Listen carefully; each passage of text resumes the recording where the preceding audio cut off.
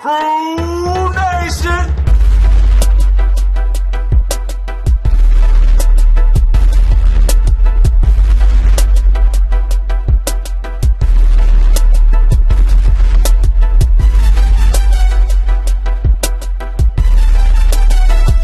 Hi, and welcome to this edition of CruNation. I'm your host, Austin Woodard. Happy to be joined this week by quarterback Skylar Dooley and coach Willie Parks. Guys, welcome to the show. Thanks for having me. Thanks for having us. No problem. Skylar, I know you're a repeat offender. We'll get to your questions here in just a little bit, but Coach, give us a little bit about your coaching background, your football background in general, and tell us how you became part of the Joplin Crusaders. Well, I started out playing Pee Wee football when I was a kid several years ago, and then I played in junior high, and I only played 1 year of high school football. I suffered an injury when I was in junior high, a real bad knee injury, so it put me out for quite a while. Came back my senior year and played high school football, and I went to NEO, Northeastern Oklahoma, and played college ball over there for 2 years. Unfortunately, blew the same knee out again, so that pretty much ended my football career. I got started in the semi-pro part of it back in '91. I started out with the Joplin Jaguars. Thought I'd give it a try again. It was against my better judgment. I should have never done it, but unfortunately, I blew the other knee out. Oh, no. Unfortunately, it was worse than my first two knee blew outs. I tore my ACL twice. Oh. So that was it. No Yeah. more football playing for me. I got involved with the Crusaders this year. I'm a first-time this year defensive line coach. It's new to me on this side of the ball, being a coach. But I like it. I enjoy it. My passion. I have a love and passion for football. A huge football fan. I'm a St. Louis.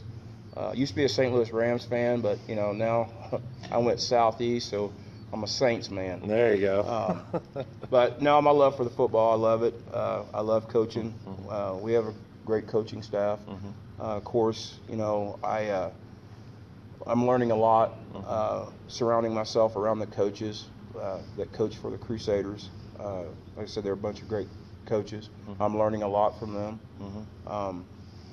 But this team has a lot of resilience. They're a great bunch of group to work with and coach. There's just, you could go on and on and on and say a lot of things about them, but I think they pretty much speak for themselves, the way they play on the field, on and off.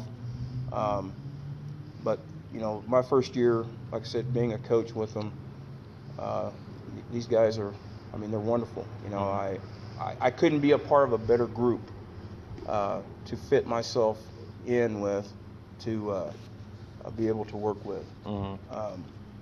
Every week, they go out on the field and they play hard. They work their tails off. They play hard. But it starts with the great coaching. If you got some great coaches behind you to lead you in that right direction, then you can't go wrong. Right. And with having a great, outstanding offensive coordinator and Goobs, and a wonderful head coach and Coach Pitts, and then of course there's Coach Albert Harrison and Coach Mike Sturgis. Just a great bunch of coaches to be able to be a part of and work with. And we find that as kind of like a theme between not only just the players, but it's interesting to get your take on it from the coaching staff. This core group's been together for such a long time. I'm glad you hit on that, and how easy of a transition it is for a new coach to come in and feel like they're part of the group and able to accomplish the things that they wanted to, and especially not only from the players listening to the coaching staff, but being able to ease in with the other coaches on the staff. So, right. Well, Coach, we're proud to have you, and definitely bring an element to this team definitely drives a lot of guys on the line. And we're lucky to have you. Thanks for being here. Well, talking about transitions from going from the coaching staff, we're going to get some quarterback insight here. Skylar, we know you're a repeat offender of the show, but this is the first time you've been on since you've been named the starting quarterback. Last year, you kind of subbed in every now and then at the QB spot as the play caller.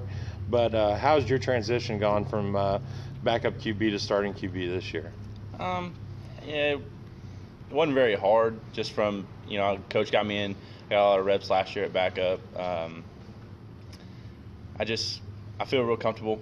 My line does a good job of protecting me. I got great wide receivers, so they make it easy on me. So it hasn't been that difficult. And for some of you that might not know, to become the guy is what they always say. You hear analysts and everybody talking about it with the pro levels, that you have to be the man. And did you find it easier that you had gotten your chances a little bit here and there last year, and guys had the familiarity with you, and they can trust you and you can trust them? Yeah. Yeah. Okay. Yeah. Yeah. Well, Skylar, you're doing a great job. As the starting QB here for the Crusaders in the 2016 season. We wish you all the luck moving forward. And Coach, thanks again for being part of the show. Glad to be here. All right. That's going to do it for this segment of the CruNation show. Come back with us here at Gasano's at 72 Canaan here in Joplin. Hi, and welcome back to this edition of CruNation. Now we're joined by offensive coordinator Brendan Gabera and head coach Dave Pitts. Guys, welcome back to the show. Thanks for having us. All right, well, let's get right into the highlights. We're looking at the Joplin Crusaders taking on the Queen City Grizzlies in Springfield last week, and let's get to the highlights. Coach, team came out looking very, very fluid on offense. What was the game plan heading into the game against the Grizzlies? We got Skylar Dooley back. We got our center caller back, kind of our leader on the field, so that kind of opened the playbook a little bit. Last year we knew we had some success running the football. They were 4-man front, which for some reason we blocked better than we do a 3-man front. We talked about that a little bit last week, I think, and our line was comfortable going into it. And I'll tell you, Joey Ballard ran the ball well. Joey ran the ball really well. Skylar ran the ball well on our read game stuff, and we threw the ball. I mean, we were very efficient. Skylar was 10 out of 13, 207 yards, 4 touchdowns. And we like those numbers. Yeah. The greatest part of the game, like Coach Pitts and I were talking about, though, we sustained drives. We had 3 drives where we were 3 and out. We don't like that, but we also had 3 or 4 drives that were 6-minute drives that kept our defense off the field. And so our game plan was to come in and just improve and do the things we do and just take a step forward this week. And Coach, defensively, most dependable group has been this year, but come in, you got the shutout going through the first half. What happened in the second half allowed them 13 points? It was a little bit of field position, and then a little bit we had a few penalties that didn't help ourselves. After watching these guys on film, their quarterback, he does just enough to keep sustain drives, to keep them alive, and that's what he did. I mean, a few times that we had him, he's almost on his back and throws the ball, and they catch it. We come up, make a big hit. We have a guy corralled, and he spins out, and they run a counter tray to the right. Next thing you know, they go to the left, and just all night long was plays like that, and they took advantage of it.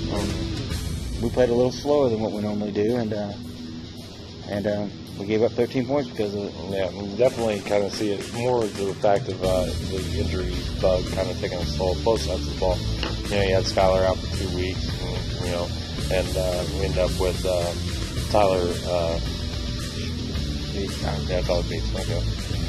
You definitely see it on both sides of the ball. You had Skylar out for 2 weeks, and then of course it fit on the defensive side. You got Tyler Beats, who sustained a pinched nerve, and what they think is a pinched nerve right now. He's still getting checked out up there in Springfield.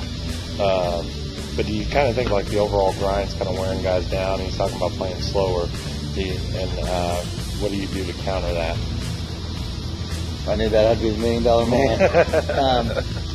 With the success we've had over all these years, sometimes you got to be a self-motivator, and our guys, I'm not a big hauler, yeller, and for me, sometimes I think they take that approach, and we have to just go about our business. But everybody knows that playing the game of football is you have to be emotional, which in turn brings you more physical, and you have to have energy. And sometimes, we lose focus of that. And we've brought a lot of new guys in this year, and they're bringing a little bit of that back to us. We're just not bringing it back fast enough. But, overall as a team, I feel we're getting better. It's just slower than what we need it to be. Yeah. Well, no matter the toll that the season's taken on the team and the grind part of it, you still come away with the victory. And definitely due to big players making big plays in games. You got Skylar Dooley back, and he's hooking up with Terrell Johnson twice. Of course, old reliable Sam Sturgis gets himself a poke. And then you get the plays out of guys like Trey Nash. Hey, one time last night we ran the ball about 10 plays in a row too. Each time we did it more better. Oh. Just for you. An homage to me. I'm all about myself, you know that, I know. right? And it was counter. It was. Dive. And it was more counter. All right. Well, coaches, no matter what the adversity, the guys responded well, came away with the victory. Got to be pleased no matter what happens during the game, as long as you get that W at the end of the day. Oh, very pleased. On the offensive side of the ball too. Last night I think was probably the best overall offensive game we've played this season. Despite the fact that we were missing 3 starting linemen up front. We had a kind of a hodgepodge put together last night. We brought defensive players over. James Miner came over and did a great job for us. Jason Stevens came over, did a great job for us. Ben Clark did a great job playing center last night. Ben's kind of been thrust in that role full time now since we lost Spencer Gatewood. Anthony bumped out to tackle, and Chris moved back to right guard. So we were kind of all over the place, and the guys did a great job. And then Trell and Trey, and Sam caught a touchdown pass. Those young guys are stepping up a little bit on the edge for us too. And it's definitely one of those universal themes that you see in football, no matter across the board, whether it be the CFL, the NFL. The more you can do to help your team, the better off the team's going to be. Yeah, definitely. And we got guys doing that. You talk about Jason Stevens coming across from the defensive side, playing some offense, and Coach. Of course, you got the leadership on the defensive side, and they were able to kind of get their head back on straight and keep them out. And you got Tevin Gibson with a huge interception in the end zone to close out the game. Yeah, obviously that was huge. That stopped all momentum. But you go back to leadership. You're talking about Walter Coleman, Jordan, and then you got Antoine. Last night, one of our new guys that really stepped up and played well was Devontae Scott. He stepped up big. CJ Hubbard was another one that stepped up. And these guys are coming around. We didn't have 2 starting corners were gone last night, and so we played 2 backups, and Carlos and Nathan Randall, and both of them played exceptionally well. We play that philosophy, next man up, and last night they lived up to it. Well, big props got to go to those guys: Antoine, Jordan, Walter Coleman, Joey Ballard, Skylar Dooley. Big props got to go to them for being able to keep their nose to the grindstone and being able to come away with a victory. When we come back in the next segment, we'll take a look at last week's offensive and defensive plays of the game, and we'll also take a look ahead to the Sepulpa Panthers coming into Joplin at FredGU Stadium next Saturday. So come back with us here on CruNation.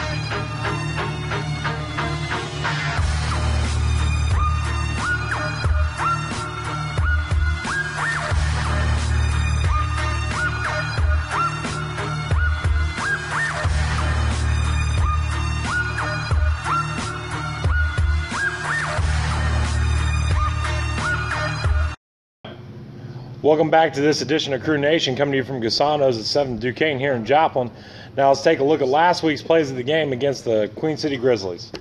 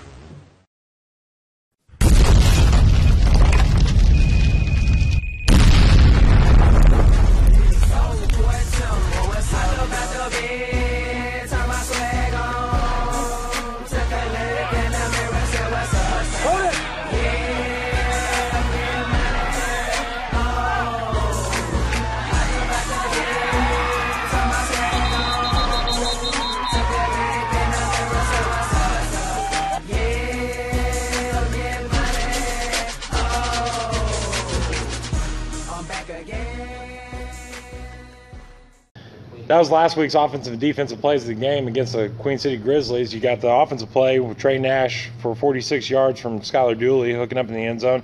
And you got the defensive play of the game coming up and shutting down all momentum was Tevin Gibson picking the ball off in the end zone. But, coaches, that was last week. We're looking at this week back at home at Fred G. Hughes Stadium. Got the Sapulpa Panthers coming into town.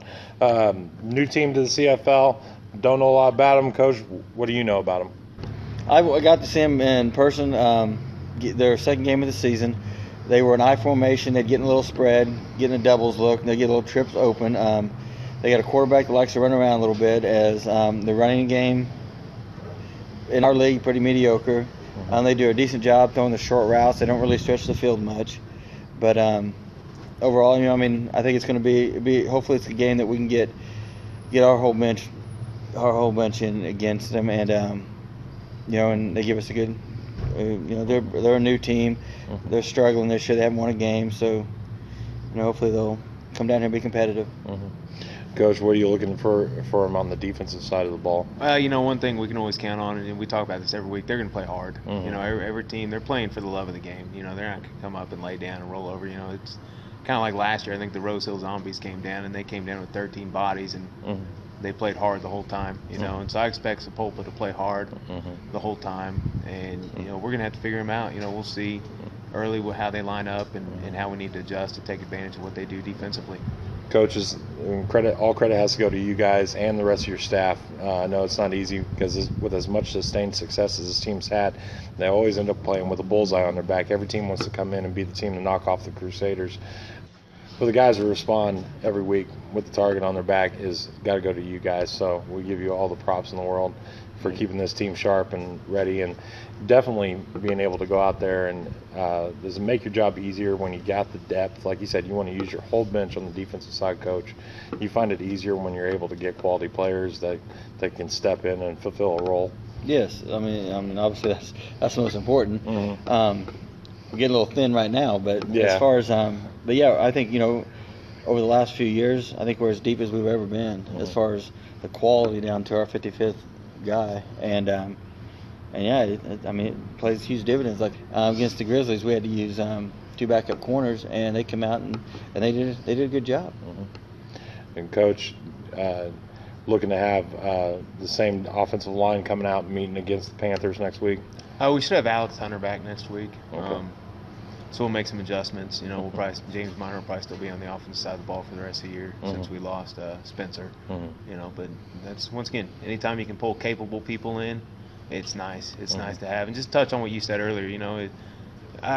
It's great that you want to give us all the credit, but what Coach Pitts and I do is easy. These guys go out and they play their tail off every week, and we appreciate their effort week in and week out. And it's definitely what makes it a pleasure for us to come back and do this every year. Very true. Well, guys, we're lucky to have you and have coaches like Willie Parks coming in with his first year. Definitely continuing to build on a great success for the past few years. But we look forward to the rest of the 2016 season, and we'll see you here next week, hopefully. Sounds great. All right. Thank you very much. That's going to do it here for us at CruNation, and we want to send a big thank you to our sponsors, Gasando's here at 7th Duquesne and Joplin, Pro Image in the North Park Mall. You can get all your Joplin Crusaders gear. If you're coming out for a game, you can get loaded up on swag out there at Pro Image in the North Park Mall before you head out to Fred G. Hughes Stadium next week against the Sapulpa Panthers. Gates open at 5. Kickoff will be at 6 p.m. And, of course, the Crew Cares Initiative is going to be going to help with the concessions and a 50-50 raffle every game, going to help the Joplin Youth Football Association and their scholarship program to give an underprivileged kid the ability to play the great game of football. And all you young Crusader fans, be on the lookout. The Joplin Crusaders Youth Football Camp's coming this summer. All the details are getting ironed out. We'll be getting dates and times lined up. Be looking for flyers at all the elementary schools. And all you young Crusader fans, if you wear your youth football jersey to the game Saturday night against the Sapulpa Panthers, you will get free admission into that night's game. So we look to see all of you out there next Saturday. Big thank you to the guys at Light 'em Up Video Productions for putting on this awesome show, and we'll see you next week here on CruNation.